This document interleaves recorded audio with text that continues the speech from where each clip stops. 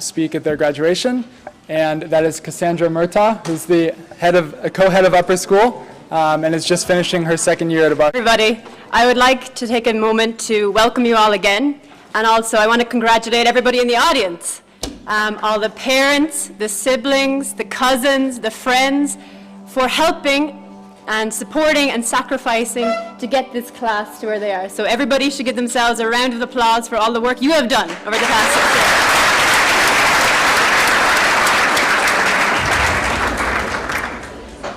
So, of course, I also want to congratulate our graduating class. I know the road here has not always been easy, but I am proud to stand here today and bear witness to all of your achievements. Without a doubt, today will be one of the most special and important days of your lives, but I don't want you to think of this as a boundary between adulthood and childhood, merely a signpost along the way.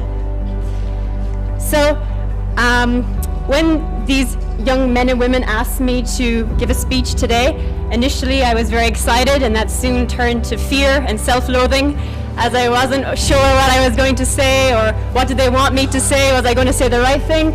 And also I have a confession to make. This is the first graduation, high school graduation I've ever been at, so I'm not sure what people say.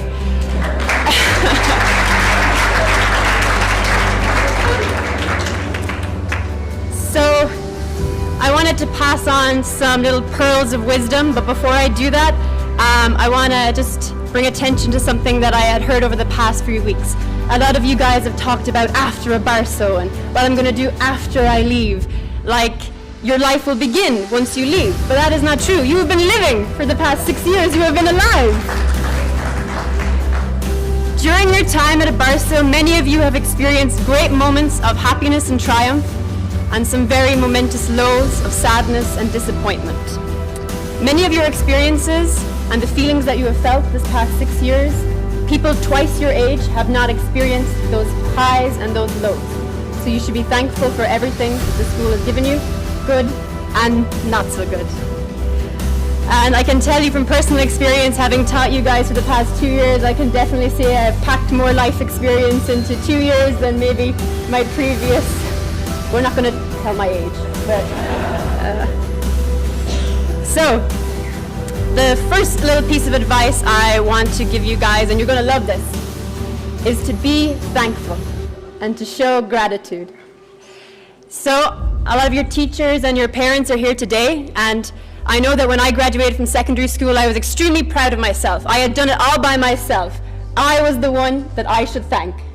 But as I got older, I realized that every step of the way, my parents and my teachers were there to walk me through and sometimes drag me through my teenage years. So I'm going to show you the way, and today I want to thank you guys for all that you have taught me. The hours of laughter, the high blood pressure, the life lessons that you guys have given me over the past 2 years. And before you leave today, I want you to pick somebody, a member of your family or a teacher, and say thank you for something that they have given you over the past 6 years. The next little piece of advice I would like to pass on is that, and something that Abu Bakr kind of stole from my speech, but that just means that great minds think alike, was not to compare yourself to others. Comparison is the thief of joy. Today, you are all the same. You are all graduating. But as you move into your life, you will go different paths. It's important to remember that you are all individuals, and what you do with your life is your choice, and you determine what success is to you. Do not look at pictures on Facebook and think, oh, I must go there, I must do that. You don't need to. You just do what makes you happy, and what makes your parents happy.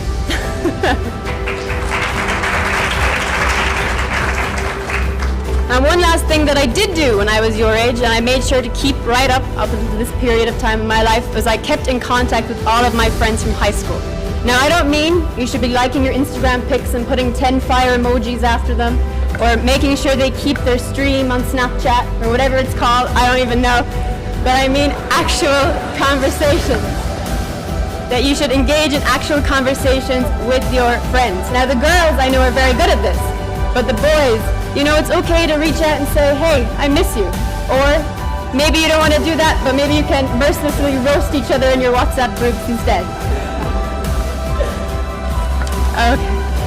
So before I wrap up, I just want to say how proud of each and every one of you I am. There is something special about all of you, and I have a fond memory about each and every one of you that I will carry, hopefully, with me into the rest of my life. Over the past 2 years, I have seen you all grow in different ways. Some of you have become more assertive and dominant, some of you have been more calm and patient, and others have discovered what their passion is. Throughout all of this, you have remained unfalteringly loyal to each other and accepting of each other's quirks. So before I end, I just want to give you a little Irish good luck saying. I'm not going to say it in Irish because people will understand, but I will give you the English translation. So, may the road always rise to meet you. May the wind always be at your back. May the sun always shine warmly on your face. And may the rain always fall lightly on your, on your fields. Not so applicable, but may you always be safe and well. Okay, thank you.